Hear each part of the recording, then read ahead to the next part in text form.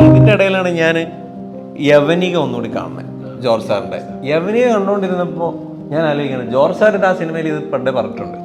Actually അതൊരു മലയാളത്തിലെ എണ്ണം പറഞ്ഞൊരു ഇൻവെസ്റ്റിഗേഷൻ സിനിമയാണ്. സമീർക്കാണ് ആക്ച്വലി നസ്രിയ എന്നുള്ളൊരു ഓപ്ഷൻ പുള്ളി പറയുന്നത്. ഞങ്ങൾ ഇതുവരെ ചിന്തിച്ചേ ഇല്ല, അങ്ങനെ ഒരു കാസ്റ്റിനെ കുറിച്ച് ചിന്തിക്കുന്നേ ഇല്ല. അപ്പം നമ്മൾ ട്രീറ്റ്മെൻറ്റ് അങ്ങനെയല്ല സിനിമയുടെ. അപ്പോൾ അങ്ങനെ നസ്രിയ എന്ന് പറഞ്ഞപ്പോൾ എന്നോട് ചോദിച്ചാൽ നസ്രിയ ഓക്കെ അല്ലേ? ഞാൻ നസ്രിയയിലൂടെ ഈ കഥയെ കാണുക, ഐ മീൻ പുള്ളിക്കാരുടെ ഡൈനാമിക്സിലൂടെ ഇത് കാണാനും ഇതിനൊരു രസമുണ്ട്. ജയജയൊക്കെ ഹിറ്റായി നിൽക്കുന്ന വൈ നോട്ട് ബേസിൽ എന്നുള്ളൊരു ഭയങ്കര ചിന്ത വന്നു. അപ്പം ബേസിലിൻ്റെ അടുത്ത് സമീറിനൊക്കെ ഒറ്റ കോൾ ചെയ്യേണ്ടി വന്നു. അങ്ങനെ വന്ന് 2024 ആ സിനിമ സംഭവിക്കാം. S27 മീറ്റ് ദ ആർട്ടിസ്റ്റിൽ ഇന്ന് എൻ്റെ കൂടെ ഉള്ളത് സൂക്ഷ്മദർശിനിയുടെ സംവിധായകൻ MC ആണ്. Welcome to the show bro. Yes man. എന്താണ് ഇപ്പോൾ നമ്മൾ പറയുകയാണെങ്കിൽ കൊമേഴ്ഷ്യലി എക്സ്ട്രീം ആയിട്ടുള്ള രണ്ട് ആർട്ടിസ്റ്റുകൾ, ബേസിൽ നസ്രിയ, ഇവർ വരുന്നു, ഇവരാണ് പടത്തിൽ ലീഡ് എന്ന് പറയുന്നത്. ഒരു ജോണർ പറയാൻ പറഞ്ഞാൽ എന്താണ് ആക്ച്വലി സൂക്ഷ്മദർശിനി എന്ന് പറയുന്നത്? ഇതിൻ്റെ ജോണർ ആക്ച്വലി മിസ്റ്ററി ഡ്രാമ എന്നാണ് ബേസിക്കലി പറയേണ്ടത്. ഫാമിലി ത്രില്ലറാണ്. പിന്നെ പറയുകയാണെങ്കിൽ ഒരു ഫീമെയിൽ ഇൻവെസ്റ്റിഗേഷൻ മൂവിയാണ്. അപ്പോൾ ഇത് ഇങ്ങനെ ഒരു ജോണർ പറയുമ്പോൾ ഞാനിൻ്റെ ബേസിക്കായിട്ട് ആലോചിക്കുന്ന ജോണർ പരമായിട്ടാണ്. ഇങ്ങനെ ഒരു ജോണറിൽ ഒരു പടം ചെയ്യാം എന്നുള്ളതാണ് ഫസ്റ്റ് തന്നെ എൻ്റെ തോട്ട് വരുന്നത്. അതിൻ്റെ മെയിനൊരു തുടക്കം പറയുകയാണെന്നുണ്ടെങ്കിൽ കുറേ വർഷം ബാക്കോട്ട് പോകണം. ആക്ച്വലി ഞാൻ ആദ്യത്തെ പടം ചെയ്തുകൊണ്ടിരിക്കുന്ന സമയത്ത് നോൺസെൻസിൻ്റെ പോസ്റ്റ് പ്രൊഡക്ഷൻ സമയത്താണ്.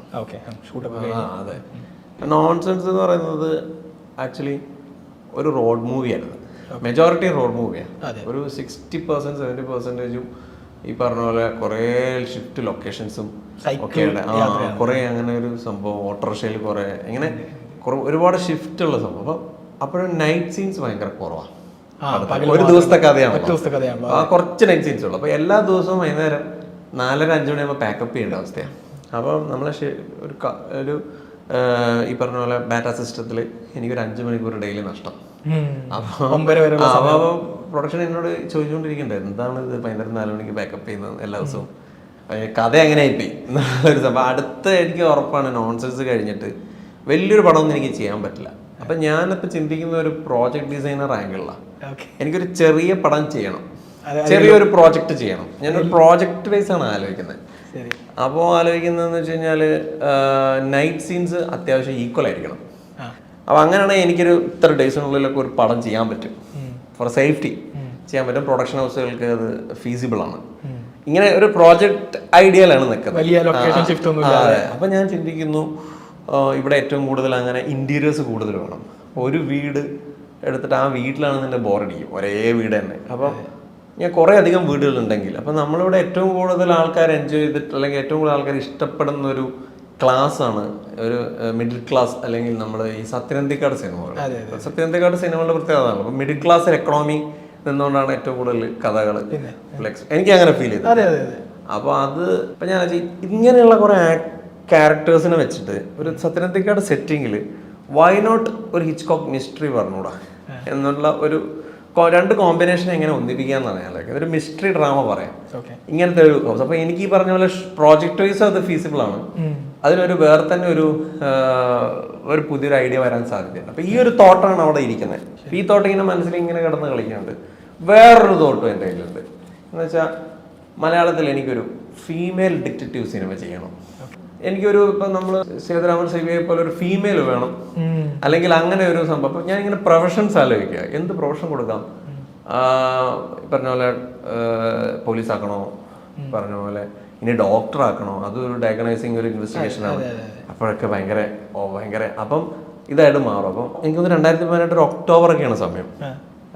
സമയത്ത് ഇങ്ങനെ വീട്ടിലിങ്ങനെ സോഫയിലൊക്കെ കിടക്കുക.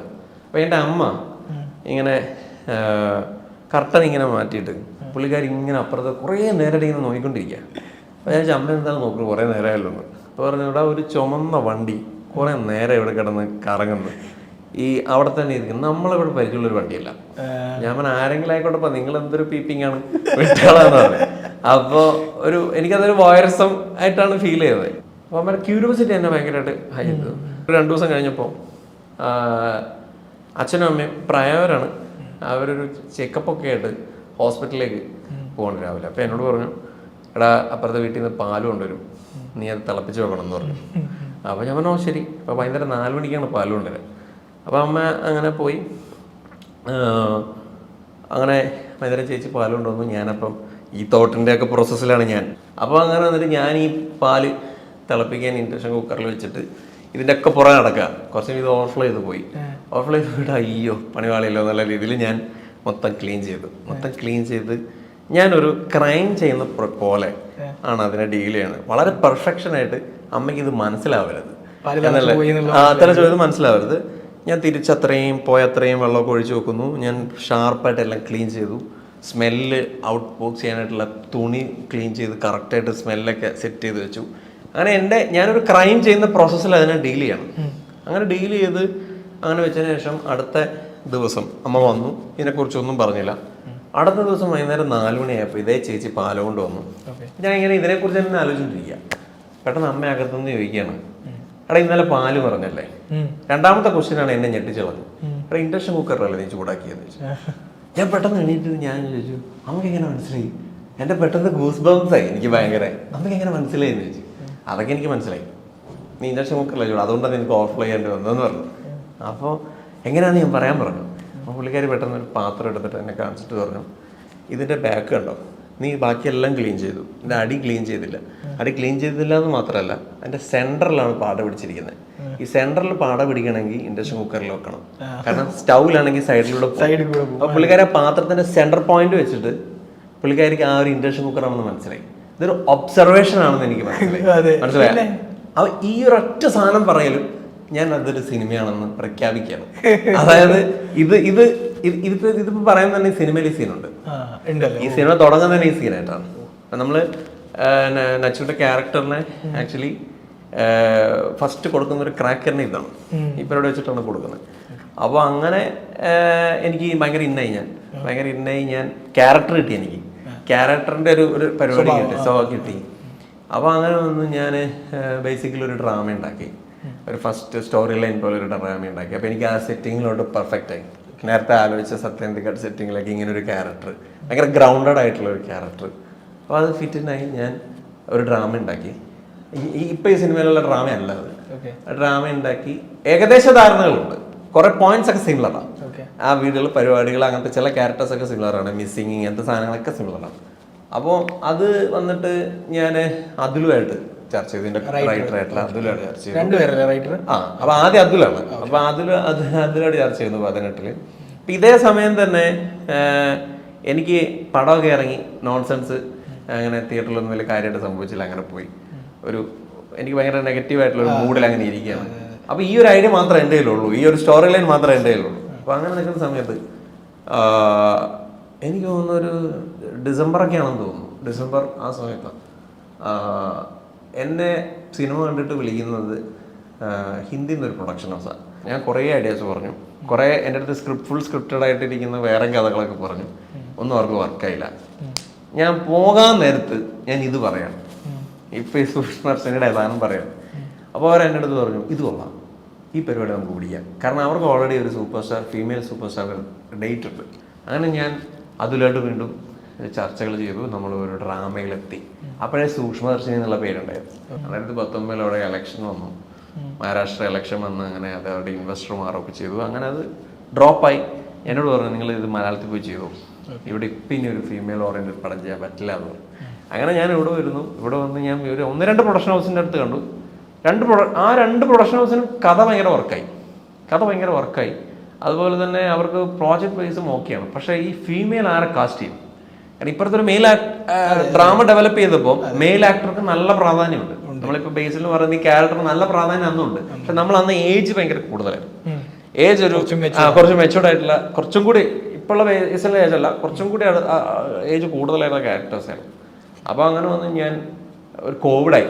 2020 കോവിഡായ സമയത്ത് എനിക്ക് ഈ ക്യാരക്ടറിലും പരിപാടിയിലും ഭയങ്കര ഹൈ ഉണ്ടായിരുന്നു. കാരണം ഇതിനൊരു യൂണിവേഴ്സാലിറ്റി ഉണ്ടെന്ന് എനിക്ക് എപ്പോഴും ഫീൽ ചെയ്ത് തുടങ്ങി. കാരണം എല്ലാ വീട്ടിലൊരു ഈ കഥ ആരോടൊക്കെ പറയുന്നു അവർക്കൊക്കെ ഞാൻ ഈ പാലിൻ്റെ ഇൻസിഡന്റ് പറഞ്ഞ പോലെ അവരുടെ വീട്ടിലൊരു ഇൻസിഡന്റ് എന്നോട് ഇങ്ങോട്ട് പറയാനുണ്ടാവും. അങ്ങനെ പലരും എന്നോട് ഇങ്ങോട്ട് പറഞ്ഞ ഇൻസിഡന്റ് ഞാൻ സിനിമയിൽ ഉണ്ടാക്കിയിട്ടുണ്ട്, സീനിലേക്ക് കൊണ്ടുവന്നിട്ടുണ്ട്. അപ്പോൾ എല്ലാവർക്കും അവരുടെ വീട്ടിലൊരു സാധനം പറയാനുണ്ടോ, ഒന്നുകിൽ അവരുടെ അമ്മ, അല്ലെങ്കിൽ ഭാര്യ, പെങ്ങൾ, ഏതെങ്കിലുമൊക്കെ അവരുടേതായ റിലേഷനിൽ നിൽക്കുന്ന അവരുടെ വീട്ടിലൊരു സൂക്ഷ്മദർശിനിയുള്ള ആംഗിൾ അവരെന്നോട് ഇങ്ങോട്ട് പറഞ്ഞിട്ടുണ്ട്, കണക്ട് ചെയ്യാൻ പറ്റിയിട്ടുണ്ട്. പിന്നീട് ഞാൻ ഇതിന്റെ ഇടയിലാണ് ഞാൻ യവനിക ഒന്നുകൂടി കാണുന്നത്, ജോർജ് സാറിന്റെ യവനിക കണ്ടുകൊണ്ടിരുന്നപ്പോ ഞാൻ ആലോചിക്കണം, ജോർജ് സാർ ഇത് ആ സിനിമയിൽ ഇത് പണ്ടേ പറഞ്ഞിട്ടുണ്ട്. ആക്ച്വലി അതൊരു മലയാളത്തിലെ എണ്ണം പറഞ്ഞൊരു ഇൻവെസ്റ്റിഗേഷൻ സിനിമയാണ്. നമ്മൾ അതിനകത്ത് മമ്മൂക്കയുടെ ക്യാരക്ടറിന് ഈ ഒരു സാധനം പറഞ്ഞു കൊടുക്കുന്ന വൈഫാണ്, വൈഫിന്റെ ക്യാരക്ടറാണ്. അപ്പൊ ആ ക്യാരക്ടറിന്റെ ഒരു ഓൾ ഇൻ ഓൾ പടം എന്നുള്ള രീതിയിൽ നമുക്ക് ഇതിനെ വേണേൽ കൺസീവ് ചെയ്യാം, ഫുൾ വേർഷൻ അങ്ങനെയും വേണേൽ ചിന്തിക്കാം. ജോർജ് സാർ ഇതൊക്കെ പറഞ്ഞു കഴിഞ്ഞാണ്, പുള്ളി ഈ ഐഡിയ ഒക്കെ പറഞ്ഞു കഴിഞ്ഞാൽ അപ്പൊ എനിക്ക് അങ്ങനെ ഫീൽ ചെയ്തു. അപ്പൊ ഈ സാധനത്തിന് അങ്ങനെയും പൊട്ടൻഷ്യൽ ഉണ്ട്. ഞാൻ സമീർക്കയുടെ അടുത്ത് കഥ പറഞ്ഞു, സമീർക്ക് എന്നോട് പറഞ്ഞു അതിന്റെ ഒരു ഫുൾ വേർഷൻ വേണമെന്ന് പറഞ്ഞു, സ്ക്രിപ്റ്റ് എനിക്ക് വേണമെന്ന് പറഞ്ഞു. അങ്ങനെ ഞാൻ ലിബിൻ എൻ്റെ കൂടെ നോൺസെൻസിൽ ഉണ്ടായിരുന്ന ആളാണ്, കോറേറ്ററായിട്ട്. അപ്പം ഞാൻ ലിബിനെ വെച്ച് ഞങ്ങൾ വീണ്ടും ഒരുമിച്ച് ഞാൻ എൻ്റെ കയ്യിൽ നിന്ന് ഫണ്ടൊക്കെ മുടക്കി ഞാൻ കോഡ് കാലമാണ്. അപ്പോൾ എങ്ങനെ ഈ പ്രോജക്റ്റ് ഓണാക്കാനാണ് ഞാൻ ശ്രമിക്കുന്നത്. അപ്പോൾ ഞാൻ തന്നെ ഫണ്ടൊക്കെ മുടക്കി ഞാനൊരു ഫ്ലാറ്റൊക്കെ എടുത്ത് ഒരു 1 മന്തിലേക്ക് ഒരു സാധനം കൂടി നമുക്ക് വേർഷൻ ഉണ്ടാക്കി, ഞാൻ ലിബിനോട് ഒരു വേർഷൻ ഉണ്ടാക്കി. അങ്ങനെ സമയത്ത് അടുത്ത് ഞാനത് സ്ക്രിപ്റ്റ് കൊടുത്ത് പുള്ളി ഒരാഴ്ചക്കകം എന്നോട് പറഞ്ഞു ഇനി ഇതാരോടും പറയണ്ട, ഞങ്ങൾ ചെയ്യണമെന്ന് പറഞ്ഞു. അങ്ങനെ 20 ഞാൻ ഹാപ്പി ഹൗസിൽ ജോയിൻ ചെയ്യണം. 20 ഞാൻ ഹാപ്പി ഹൗസിൽ ജോയിൻ ചെയ്യുന്നു. അതിൽ ബിസി ആയിട്ട് തന്നെ മൂവ് ചെയ്തുകൊണ്ടിരിക്കുകയാണ്. അപ്പം ഞാനും ലിബിനും ഹാപ്പി ഹൗസിലുണ്ട്. അപ്പോൾ അങ്ങനെ വന്ന് ഞങ്ങൾ 2020 വർക്ക് വീണ്ടും ഞങ്ങളിങ്ങനെ പോളിഷ് ചെയ്യുന്നുണ്ട്. സ്ക്രീൻ പ്ലേ അവരുടെ വിഷനും കൂടി വന്നുകൊണ്ടുള്ള ഒരു റൈറ്റിംഗ് നടക്കുന്നുണ്ട്. ഒരേ ഡ്രാമയുടെ പല വേർഷൻസ് ഇങ്ങനെ ആലോചിച്ച് ആ റൈറ്റിംഗ് പ്രോസസ്സ് അങ്ങനെ പോകുന്നുണ്ട്. അപ്പോൾ 2020 തന്നെ ഒരു ആക്ടർ ഇന്നായി, മലയാളത്തിലെ അത്യാവശ്യം സ്റ്റാർ മെറ്റീരിയൽ ആയിട്ടുള്ള ഒരു മെയിൽ ഇന്നായി. വേറൊരു ഫീമെയിൽ കാസ്റ്റ് ആയിരുന്നു. അപ്പൊ ആ കാസ്റ്റ് വെച്ചിട്ട് ഞങ്ങൾ ഷൂട്ട് ചെയ്യാൻ വേണ്ടി പോകുന്നു. അപ്പോഴും വലിയ പ്രശ്നം, നമ്മൾ പ്രോജക്ട് വൈസ് ആലോചിക്കുമ്പോൾ ഈസി ആണെങ്കിലും പ്രാക്ടിക്കലി ബുദ്ധിമുട്ടുള്ള ഒരു കേസായിരുന്നു ഇത്ര അടുത്ത വീടുകൾ കിട്ടാന്ന് പറയുന്നത്. വീടുകൾ ഇഷ്ടം പോലെ ഉണ്ട്. നമ്മൾ കാസർഗോഡ് മുതൽ തിരുവനന്തപുരം വരെ ട്രാവൽ ചെയ്ത് ഇങ്ങനത്തെ എല്ലായിടത്തും വീടുകളാണ്. പക്ഷെ ഷൂട്ടിന് ഒരു 50-60 തരിക എന്ന് പറയുന്നത് അവരുടെ താമസിക്കുന്ന വീടാണല്ലോ, ഇത് പോസിബിൾ അല്ല. അപ്പൊ ഞങ്ങൾ ആലോചിച്ചപ്പം ഏറ്റവും കൂടുതൽ പൂട്ടിക്കിടക്കുന്ന വീടുകളുള്ളത് പത്തനംതിട്ട ജില്ലയല്ല. അപ്പൊ പത്തനംതിട്ട ജില്ല കേന്ദ്രീകരിച്ചൊരു അന്വേഷണം നടത്തി. അങ്ങനെ അവിടെ ഏറ്റവും കൂടുതൽ ഈ NRIs ഉള്ള സ്ഥലങ്ങൾ. അപ്പം നമുക്ക് പത്തനംതിട്ട ആദ്യം ലൊക്കേഷൻ കിട്ടി. ഇതേപോലെ പുറത്താണ് ആൾക്കാർ, 3-4 വീടുകളിലുള്ള ആൾക്കാരില്ല. അങ്ങനെ വീട് കിട്ടി. 21 ഷൂട്ട് ചെയ്യാൻ തീരുമാനിച്ചു. 21 ഏപ്രിലായിരുന്നു ഷൂട്ട് ചെയ്യാൻ തീരുമാനിക്കുന്നത് ആ കാസ്റ്റ് വെച്ചിട്ട്. പക്ഷെ പെട്ടെന്ന് തന്നെ ലൊക്കേഷൻ തരില്ല എന്ന് പറഞ്ഞു അതിൻ്റെ ഓണർ. പുള്ളിക്ക് വേറെ എന്തോ പ്രശ്നങ്ങളായി. പിന്നെ അതുപോലെ തന്നെ ആക്ടർക്കും മാറേണ്ടി വന്നു. അങ്ങനെ ആ വർഷം പ്രോജക്റ്റ് ഡ്രോപ്പായി. നടക്കൂല എന്നുള്ളൊരു ഓപ്ഷനിലേക്ക് വന്നു. കാരണം ലൊക്കേഷൻ കിട്ടാൻ വലിയ പാടാണ്. അങ്ങനെ വന്നപ്പോൾ 22 സമീർക്കാണ് ആക്ച്വലി നസ്രിയ എന്നുള്ളൊരു ഓപ്ഷൻ പുള്ളി പറയുന്നത്. ഞങ്ങൾ ഇതുവരെ ചിന്തിച്ചേ ഇല്ല, അങ്ങനെ ഒരു കാസ്റ്റിനെ കുറിച്ച് ചിന്തിക്കുന്നേ ഇല്ല. അപ്പം നമ്മള് ട്രീറ്റ്മെന്റ് അങ്ങനെയല്ല സിനിമയുടെ. അപ്പൊ അങ്ങനെ നസ്രിയ എന്ന് പറഞ്ഞപ്പോൾ എന്നോട് ചോദിച്ചാൽ നസ്രിയ ഓക്കെ അല്ലേ എന്ന് ചോദിച്ചു. ഞാൻ നസ്രിയയിലൂടെ ഈ കഥയെ കാണുക, ഐ മീൻ പുള്ളിക്കാരുടെ ഡൈനാമിക്സിലൂടെ ഇത് കാണാനും ഇതിനൊരു രസമുണ്ട്. അത് വർക്കാണ് ആക്ച്വലി. ഇപ്പൊ നമ്മുടെ കയ്യിലുള്ള ഡ്രാഫ്റ്റ് മിസ്റ്ററി അങ്ങനെ ആ ഒരു ലൈനിലായിരുന്നു. അപ്പോ നസ്രിയുടെ പെർസ്പെക്റ്റീവ് എന്നല്ല, ആ ഡൈനാമിക്സിന്റെ പെർസ്പെക്റ്റീവിലൂടെയും കാണാൻ പറ്റുന്നുണ്ട്. അപ്പൊ ചെറിയ പണികൾ ഇനിയും ചെയ്യേണ്ടി വരും, ട്രീറ്റ്മെന്റൽ ചേഞ്ച് ചെയ്യേണ്ടി വരും എന്നുള്ളത്. അങ്ങനെ ഓക്കെയാണ് എന്നുള്ള രീതി വരുന്നു. ഞാൻ നസ്രിയുടെ അടുത്ത് പോയി കഥ പറഞ്ഞു. നസ്രിയക്ക് അത് ഭയങ്കര ഹൈ ആയി. നമ്മൾ ബേസിൽ നിന്ന് കാസ്റ്റ് ചെയ്യണമെന്നേ ചിന്തിക്കുന്നില്ല ആക്ച്വലി. കാരണം അതിന് ഏജ് ഉണ്ട്, ഇത് പരിപാടി ഉണ്ട്, മുതിർന്ന ഒരു കുറച്ചുകൂടി ഒരു 40s ഒരു ക്യാരക്ടറാണ്. അങ്ങനെ ജയജരിയൊക്കെ ഹിറ്റായി നിൽക്കുന്ന വൈ നോട്ട് ബേസിൽ എന്നുള്ള ഒരു ഭയങ്കര ചിന്ത വന്നു. അപ്പം ബേസിലിന്റെ അടുത്ത് സമീറിലേക്ക് ഒറ്റ കോൾ ചെയ്യേണ്ടി വന്നു. അങ്ങനെ വന്ന് 2024 സിനിമ സംഭവിക്കാം. എന്താണ് ഷൂട്ട് ചെയ്യുന്നത്? ആക്ച്വലി ഞങ്ങൾ മെയിലാണ് തുടങ്ങിയത്. ഓഗസ്റ്റ് 6 കേട്ട് തീർന്നു. ഈ ഇപ്പം നമ്മൾ ഈ ഒരു പോസ്റ്റർ ആണെങ്കിലും ട്രെയിലർ ആണെങ്കിലും ഒക്കെ ഈ ബൈനോക്കുലറിന്റെ ഒരു അതിപ്രസരം കാണുന്നുണ്ട് ശരിക്കും. അപ്പൊ ഞാൻ ചോദിക്കുന്നത് എന്താണെന്ന് വെച്ചാൽ ഇതൊരു സിംബോളിക് ആയിട്ട് ഉപയോഗിക്കുന്നതാണോ? അതായത് അപ്പുറത്തെ വീട്ടിലുള്ള അറിയാൻ ഉള്ള ത്വരയുള്ള ആളുകളാണോ, അല്ലെങ്കിൽ ഈ ബൈനോക്കുലർ ഒരു ത്രൂഔട്ടുള്ളൊരു ബൈനോക്കുലർ നമ്മൾ സിനിമയിൽ എവിടെ ഉപയോഗിക്കില്ല, എവിടെ ഉപയോഗിക്കില്ല. എനിക്ക് തോന്നുന്നത് അത് കുറേ കൂടി പ്രൊമോഷന് വേണ്ടി യൂസ് ചെയ്തിരിക്കുന്നതാണ്. പ്രൊമോ സോങ് ഞാനല്ല ഡയറക്റ്റ് ചെയ്തിരിക്കുന്നത്. വേറെ തന്നെ അത് സബ്ജക്റ്റീവായിട്ട് മാത്രം കണ്ടാൽ മതി അതിനെ. അതെ ബൈനോക്കുലറും സിനിമയായിട്ട് ബന്ധമില്ല. ഇല്ല. ആക്ച്വലി സൂക്ഷ്മദർശിനി എന്ന് പറയുന്നത് മൈക്രോസ്കോപ്പാണ്. മൈക്രോസ്കോപ്പിക് ഒബ്സർവേഷൻ എന്നുള്ളതാണ് ഇതിന്റെ മെയിൻ കോൺസെപ്റ്റ്. മൈക്രോസ്കോപ്പാണ് അതിൽ മെയിൻ ഘടകം. കാരണം സൂക്ഷ്മദർശിനി എന്റെ ഇംഗ്ലീഷ് വാക്ക് എന്ന് പറയുന്നത് മൈക്രോസ്കോപ്പാണ്. മാത്രമല്ല ഈ പ്രിയദർശിനി ഒരു മൈക്രോബയോളജിസ്റ്റ് ആണ്. പുള്ളി ഗ്രാജുവേഷൻ ചെയ്തിരിക്കുന്നത് മൈക്രോബയോളജി. അപ്പോൾ മൈക്രോബയോളജി റിലേറ്റഡ് ആയിട്ടുള്ള ഒരു ജോലിയിലാണ് പുള്ളിക്കാരി, ഒരു QC ജോബിനാണ് പുള്ളിക്കാരി ട്രൈ ചെയ്യുന്നത്.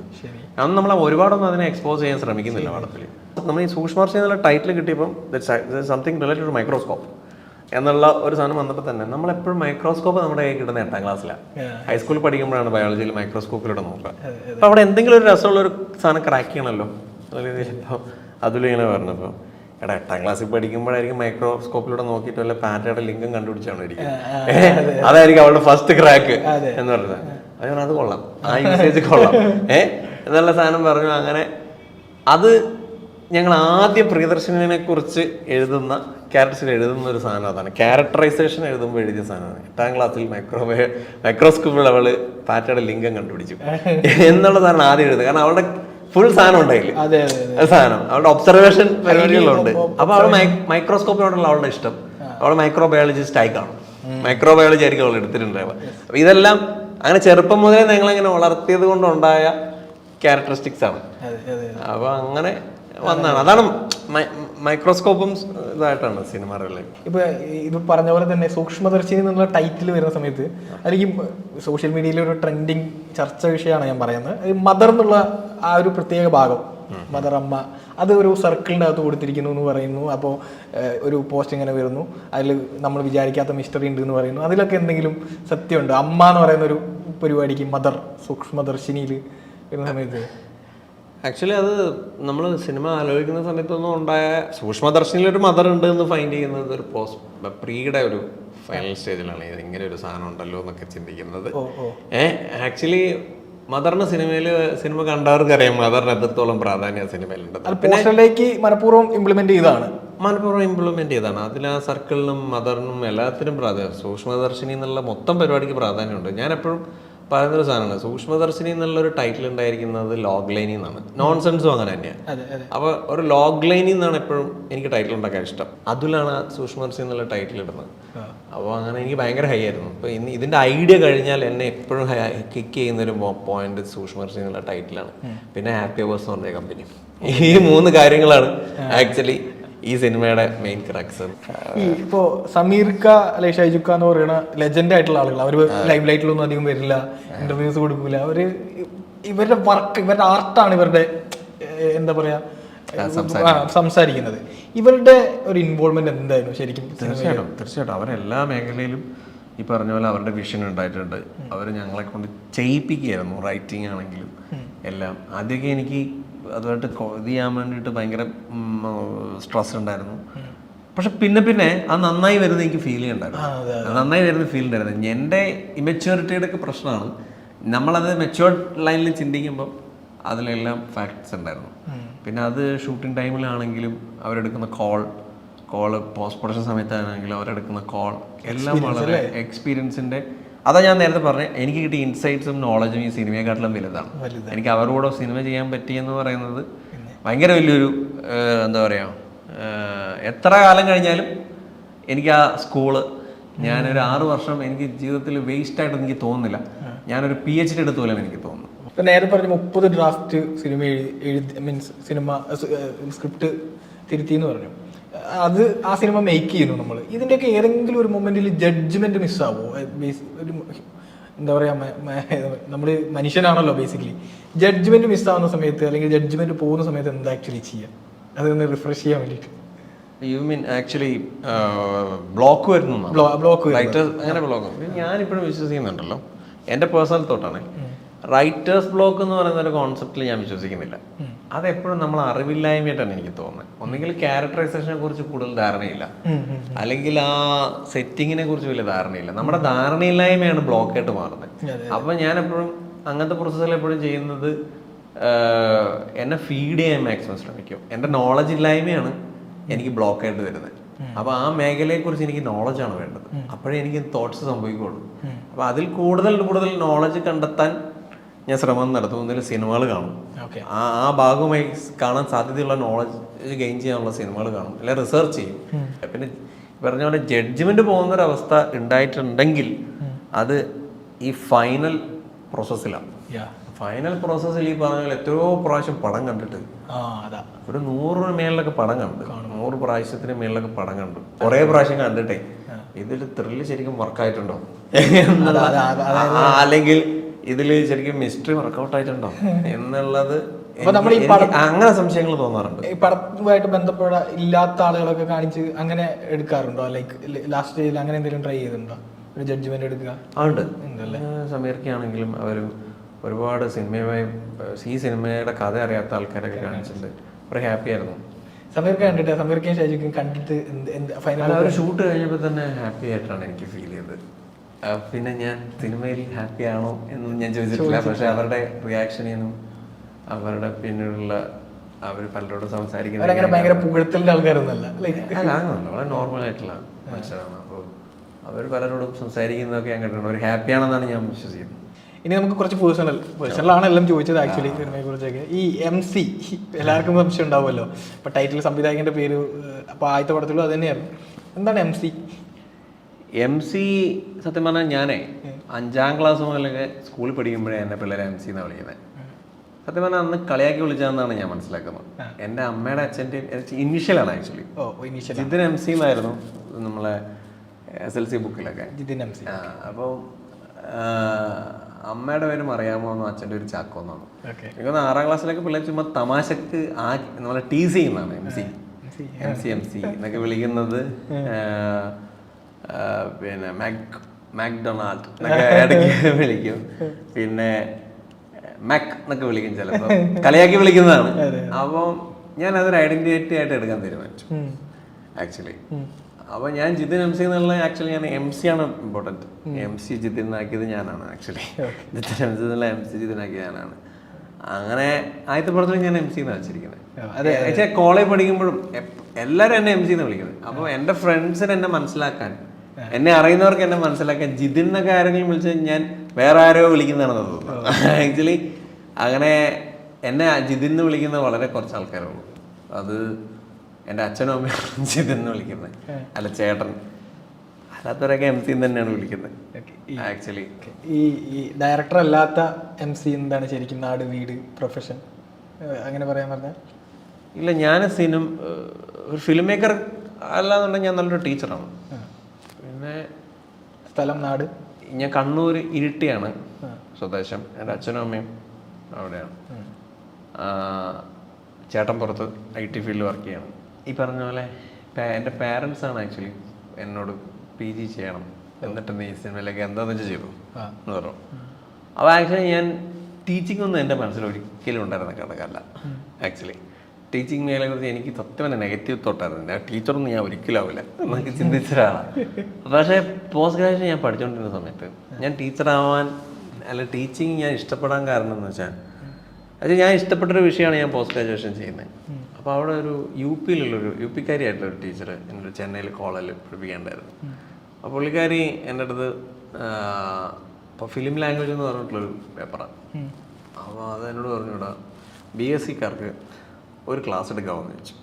അപ്പോൾ എൻ്റെ അതിനകത്ത് ഞാൻ കൊടുക്കുന്ന അസൈൻമെൻറ്റ്സിൻ്റെയും ഞാൻ കൊടുക്കുന്ന ഇതിൻ്റെയൊക്കെ ഇത് കണ്ടിട്ടായിരിക്കാം പുള്ളിക്കാരി എന്നോട് പറഞ്ഞത്.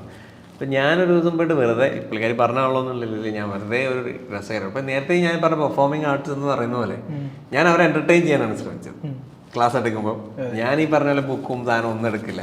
ഞാൻ അവർക്ക് എങ്ങനെയാണ് ഇതിൻ്റെ ആപ്ലിക്കേഷൻസ് ആണ് പറഞ്ഞു കൊടുത്തത് മൊത്തം. അപ്പോൾ എനിക്ക് ഭയങ്കര ഫീഡ്ബാക്ക് കിട്ടി. ഈ ഫീഡ്ബാക്ക് കിട്ടിയപ്പോൾ എനിക്കൊരു രസം തോന്നി, ഈ സംഭവം കൊള്ളാലോ. പിന്നെ എന്നെ സംബന്ധിച്ചിടത്തോളം അസിസ്റ്റന്റ് ഡയറക്ടറായിട്ട് വർക്ക് ചെയ്യുമ്പോൾ എനിക്ക് സർവൈവ് ചെയ്യണം. സിനിമ കൊണ്ട് സർവൈവ് ചെയ്യാനും പറ്റില്ല. സർവൈവ് ചെയ്യാനും ഇതെനിക്ക് മതി. So one last word about സൂക്ഷ്മദർശിനി, നമുക്കത് പറഞ്ഞിട്ട്. സൂക്ഷ്മദർശിനി എന്ന് പറയുന്ന സിനിമ ആ ടൈറ്റിലുണ്ടല്ല ആക്ച്വലി. അത് ഞാൻ പറഞ്ഞില്ലേ, ആ സിനിമ കണ്ടു കഴിയുമ്പോൾ ആ ടൈറ്റിലിന് എത്ര പ്രാധാന്യം ഉണ്ടെന്നുള്ളത് എല്ലാവർക്കും മനസ്സിലാവും. തന്നെ സിനിമ കണ്ടുകൊണ്ടിരിക്കുന്ന ആൾക്കാർ. അപ്പം ഈ സിനിമ ഒരിക്കലും ഒരു ഇങ്ങനെ ഒരു സിനിമ കാണേണ്ടി വന്നല്ലോ എന്ന് തോന്നില്ല എന്നാണ് 100% എൻ്റെ കോൺഫിഡൻസ്. അത് നിങ്ങൾ വർത്ത് ഇറ്റ് എന്നുള്ളതാണ് ഫീൽ. ഓക്കെ, അപ്പോൾ കൂടുതൽ ആളുകൾ തിയേറ്ററിലേക്ക് വരട്ടെ, സൂക്ഷ്മദർശിനി ഒരു ഭയങ്കര ഹിറ്റ് ആവട്ടെ. Thank you so much. Thank you.